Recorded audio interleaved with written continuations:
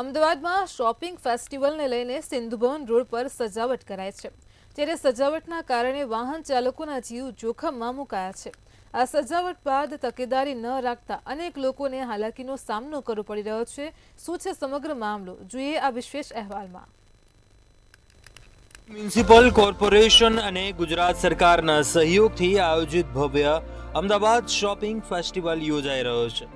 આ ફેસ્ટિવલનું 4 મુખ્ય shopping district Sindhubhavan road, CG road, Nikol modern street અને કાંકરિયા રામબાગ રોડ ઉપરાંત Sabarmati riverfront, Manek Chowk, law garden, science city, Vastrapur, Prahladnagar road અને અમદાવાદ વન પેલેડિયમ મોલ જેવા શોપિંગ મોલ સહિત 14 હોટસ્પોટ ખાતે આયોજન કરાયું છે। આ તમામ સ્થળે જ્યાં હજારોની ભીડ ઉમટતી હોય છે, ત્યારે આજે આ ફેસ્ટિવલનું 4 મુખ્ય શોપિંગ ડિસ્ટ્રિક્ટમાંનો એક સિંધુભવન રોડ પર જે ડેકોરેશન કરવામાં આવ્યું તેને કારણે વાહન ચાલકોને જીવનું જોખમ ઊભું થયું હતું। અમદાવાદ શોપિંગ ફેસ્ટિવલની સિંધુભવન રોડ પર બંને બાજુ છત્રી લગાવી તેના પર લાઇટિંગ કરવામાં આવ્યું હતું, પરંતુ સામાન્ય પવન ફૂંકાતા જ છત્રી રોડ પર પડી હતી, જેથી સિંધુભવન રોડ પરથી પસાર થતા હજારો વાહન ચાલકો માટે મુશ્કેલી જ નહીં પરંતુ જીવનું જોખમ ઊભું થયું હતું। એએમસી દ્વારા ડેકોરેશન બાદ તેની સારસંભાળ માટે કોઈ તકેદારી ન રાખવામાં આવતા લોકોને હાલાકી ભોગવવાનો વારો આવ્યો છે, ત્યારે એએમસી દ્વારા આ સમસ્યા અંગે તાત્કાલિક પગલાં લેવામાં આવે તેવી માંગ ઉઠવા પામી છે। એએમસી દ્વારા શોપિંગ ફેસ્ટિવલ માટે કરોડો રૂપિયાનો ખર્ચો કરવામાં આવ્યો અને તેને જ લઈને જે છે તે સિંધુભવન રોડ ઉપર ડેકોરેશન પણ કરવામાં આવ્યું, પરંતુ શરૂઆતના ધોરણમાં જે ડેકોરેશન ખૂબ સુંદર લાગતું હતું, પરંતુ હાલ તેની જે હાલત છે તે ખૂબ જ ગંભીર છે, કારણ કે જે છતરીઓ લગાવવામાં આવી તે પવનના કારણે જે છે તે નીચે પડી ગઈ છે, સાથે જ તેની અંદર લગાવેલું વાયરિંગ જે છે પણ ખુલ્લું થઈ ચૂક્યું છે। એના કારણે જે છતરીઓ જ્યારે નીચે પડે છે ત્યારે લોકોને કરંટ લાગવાનો જે ભય છે તે પણ છે, અને સાથે જ જો આ છતરીઓ વાહન ચાલકોને એકાએક સામે આવી પહોંચે અથવા તો તેની ઉપર પડે તો ગંભીર અકસ્માત સર્જાય તેનો પણ જે છે તે ભય રહેલો છે। સાથે જ જે સમગ્ર ડેકોરેશન જે સ્ટ્રક્ચર ઉપર કરવામાં આવ્યું છે તે પણ જે છે તે ક્ષતિગ્રસ્ત થઈ ચૂક્યું છે, અને જો આ જે ક્ષતિગ્રસ્ત સ્ટ્રક્ચર છે તેને બદલવામાં ના આવે તો મોટી જે છે અકસ્માત સર્જાય તેવી ભીતિ સેવાઈ રહી છે। ત્યારે એએમસી આ બાબતે કેમ ઉદાસીન વલણ ધરાવે છે તે એક પ્રશ્ન ઊભો થાય છે। સાથે જ જો કોઈ પણ આ બાબતે આ કારણે આ ડેકોરેશનના કારણે કોઈ પણ જો અકસ્માત સર્જાય તો ત્યારબાદ તેની જવાબદારી કોણ લેશે તે પણ એક પ્રશ્ન ઊભો રહ્યો છે, પરંતુ હાલ એએમસીના જે અધિકારીઓ અથવા તો એએમસીનું જે વલણ જે છે ઉદાસીન છે, અને જે ડેકોરેશન છે તેની તકેદારી કોઈ પણ લેવામાં નથી આવી તે નજરે પડી રહ્યું છે। આ શોપિંગ ફેસ્ટિવલ 14 જાન્યુઆરી ઉત્તરાયણ સુધી એટલે કે કુલ 95 દિવસ સુધી ચાલવાનો છે।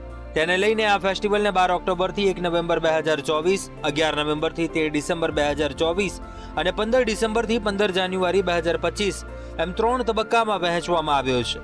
ત્યારે એક તરફ શિયાળાની શરૂઆત છે અને તંત્ર દ્વારા કરવામાં આવેલી તૈયારીઓ પણ આળસ કે બેદરકારી ના જાણે સુસવાટા લઈ રહી હોય તેમ લાગી રહ્યું છે, ને પ્રજાના પરસેવાના પૈસાનું એએમસીની ઘોર બેદરકારીથી ધુમાડો કરી રહી છે।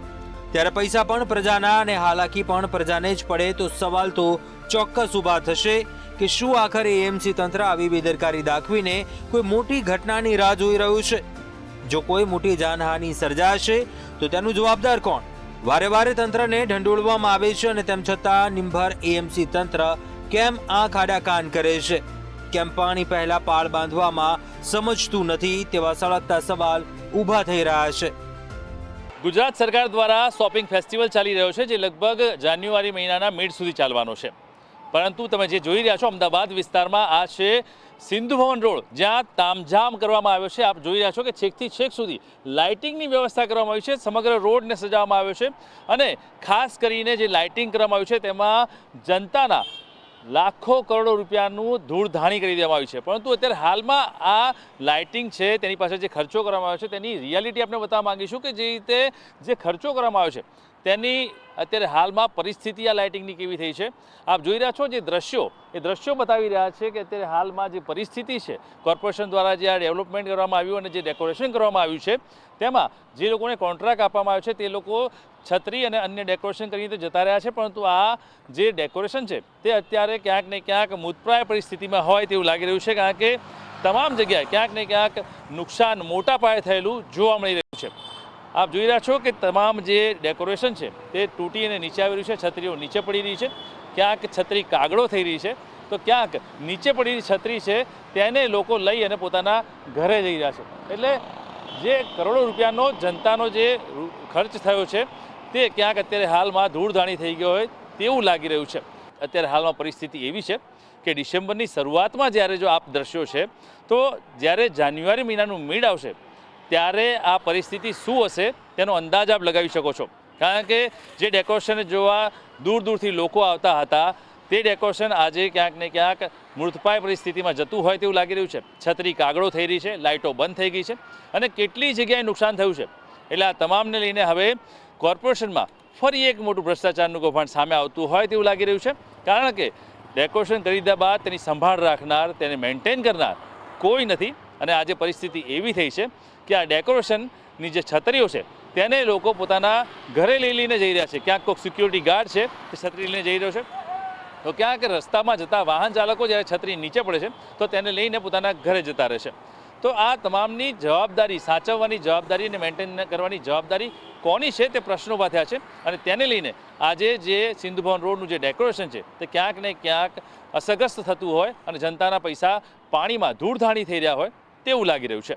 કેમેરામેન યોગેશ જયસ્વાલ સાથે વિશાલ મહેતા, મંતવ્ય ન્યૂઝ, અમદાવાદ. અમદાવાદથી વિશાલ મહેતા અને મિત રાઠોડનો અહેવાલ, મંતવ્ય ન્યૂઝ,